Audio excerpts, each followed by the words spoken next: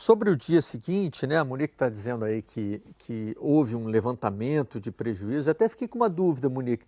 Depois que terminar esse levantamento, houve não, né? Está havendo. Depois que esse levantamento terminar, o que vai ser feito? Os dois clubes vão dividir o prejuízo, um dos clubes vai se responsabilizar, porque não havia mando nesse jogo, né?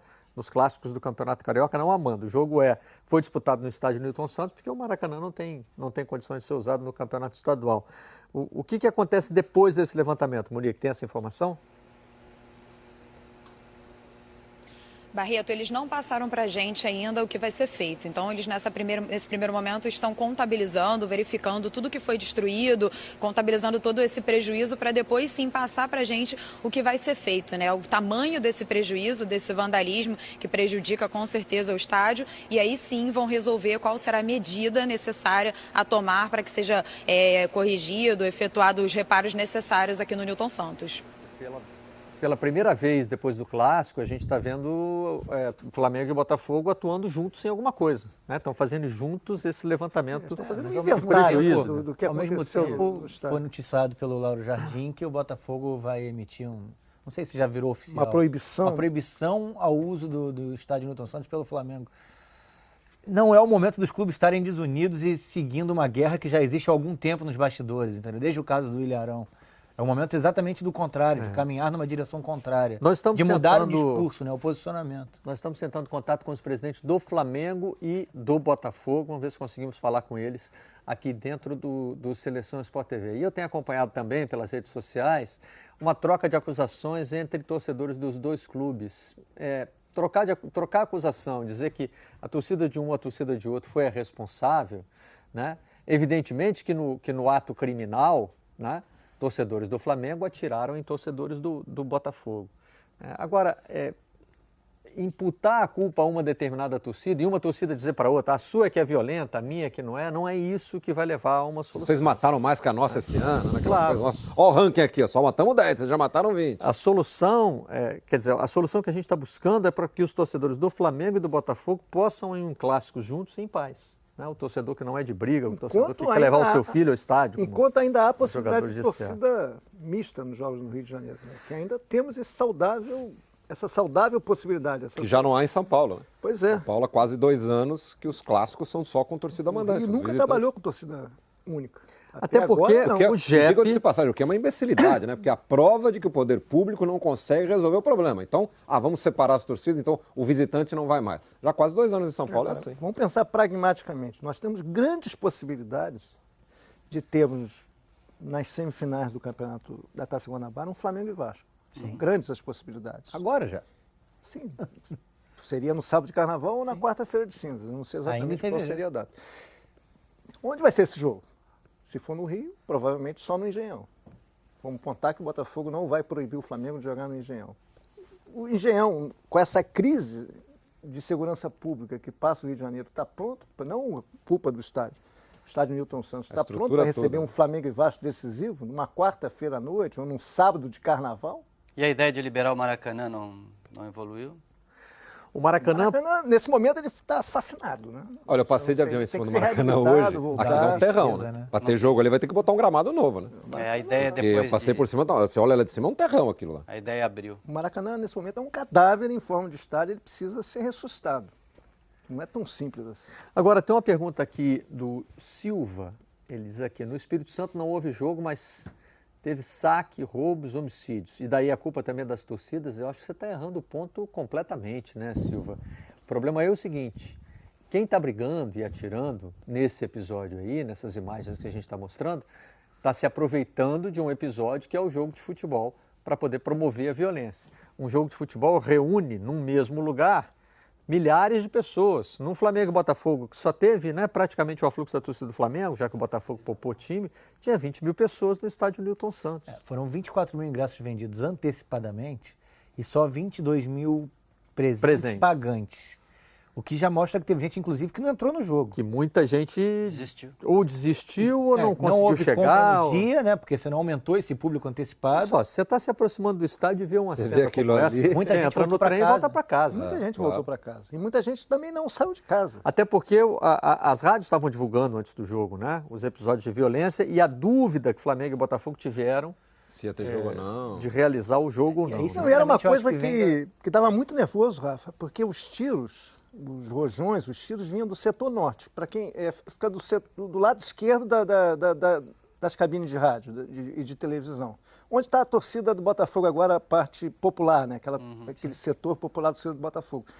E você olhava para o setor sul, que é atrás do outro gol, as pessoas estavam chegando ao estádio naturalmente. Como se nada tivesse acontecido. Nada tivesse acontecido. Você via tiros do setor norte e as pessoas chegando alegremente pelo setor sul. Eu falei que essas pessoas não sabem o que está acontecendo. Elas não estavam entendendo. E era muita gente chegando. E nós vimos imagens aí da ação da polícia e claramente é uma ação tardia, né? A briga começou antes que a polícia chegasse. O problema existe uma limitação hoje, existe uma preocupação no Rio de Janeiro com a quantidade de efetivo que pode ser usada, né? Tem manifestações em frente aos batalhões e as pessoas que promovem violência em jogo de futebol se aproveitaram disso e começaram essa batalha campal cedo. Teve gente que fotografou torcedores com porretes dentro de trens. O problema começa na ata da reunião já, né? Que passa pela federação e tem a assinatura dos clubes. Com relação ao Vasco Fluminense, do fim de janeiro, no início do campeonato, teve uma diminuição de mais de 30% do efetivo de policiais do lado de fora do estádio. Mas o problema de 70 para 48. E alguns policiais não acostumados ao que é esse dia de jogo. E por isso não houve, por exemplo, a escolta das torcidas organizadas no caminho para chegar. O problema ontem foi foi mais estratégico do que exatamente quantitativo. Mas falar em quantidade lá fora também teve isso, mas o problema maior foi não ter feito a escolta de torcidas. Engraçado você ter que fazer isso, né? Sim. Você tem que acompanhar a entrada do torcedor dentro do ônibus, acompanhar o ônibus, porque se fizer besteira no meio do caminho a polícia está perto. Você tem que fazer fila para os caras para eles entrarem no estádio e a partir daí tem um monitoramento completo em cima deles. Quando eles perceberam que não tinha esse monitoramento, saíram badernando. Quando perceberam que porque a polícia consegue estrategicamente entender todos os movimentos. A gente fala que não existe inteligência, que a polícia não pensa, que não age preventivamente, age. Existe. Sim. Eles sabem direitinho como é que os anjinhos se movimentam e a partir daí eles conseguem se posicionar. Ontem foi um problema. Ontem eles não conseguiram se posicionar pode terminar. Por uma ação da própria polícia. Impedida ou impossibilitada de sair e fazer o atendimento. Tem uma foto que chegou aqui, enviada por um internauta, de torcedores posando com porretes, com pedaços de pau dentro de um trem. Dentro de um trem. Uma foto evidentemente eu não vou mostrar essa foto e a gente vai parar de exibir essas imagens assim que o assunto se encerrar aqui.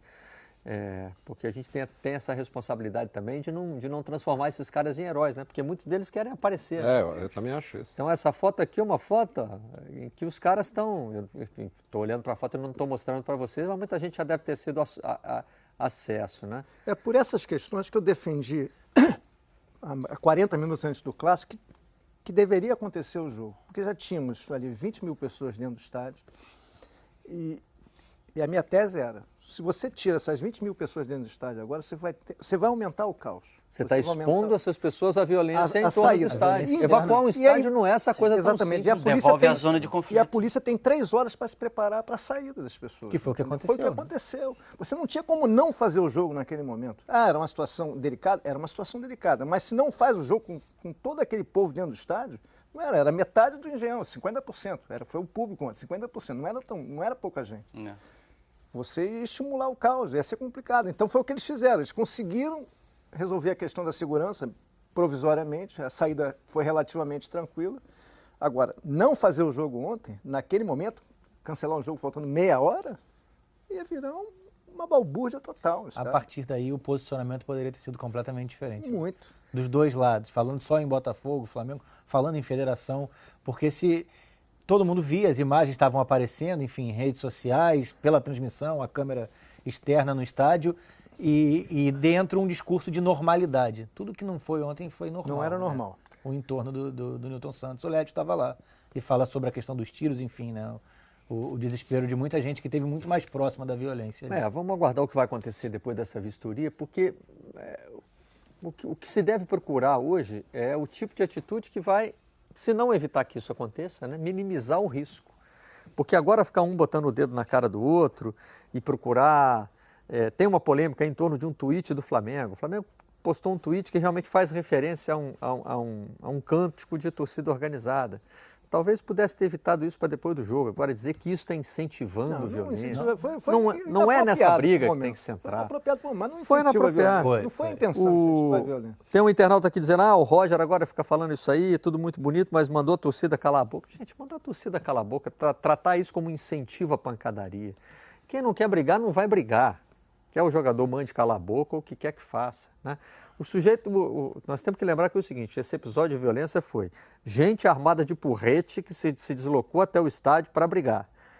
E um carro que passou com pessoas atirando numa multidão. Isso é um nível de selvageria que está muito além de jogador mandar calar a boca, de gestinho na torcida, de coisas ligadas ao futebol. Isso aí é uma ação de crime organizado dentro do futebol. E aí, Barreto, essa coisa que você falou que não pode uma torcida ficar acusando a outra, essas pessoas de bem das torcidas tem que se voltar contra essa gente, independentemente da camisa que eles estejam vestindo. A briga é essa. Porque o futebol ali é um mero pretexto. Então, quem quer o estádio em paz, quem é de bem, quem acha que tudo isso está errado, tem que se voltar contra quem sai atirando, contra quem bate, contra quem atira. Independentemente se o cara é Flamengo, se o cara é Botafogo, se o cara é Vasco, enfim, né? A discussão não é essa, né? É isso. Ontem um torcedor foi morto. Não interessa para que time ele Pois é. Assassinato que poderia se transformar num assassinato em massa. Poderia ter sido um assassinato em massa ontem. Podia. Se o cara sai atirando no carro no meio da multidão. Poderia vários. O cara saiu atirando em todo mundo.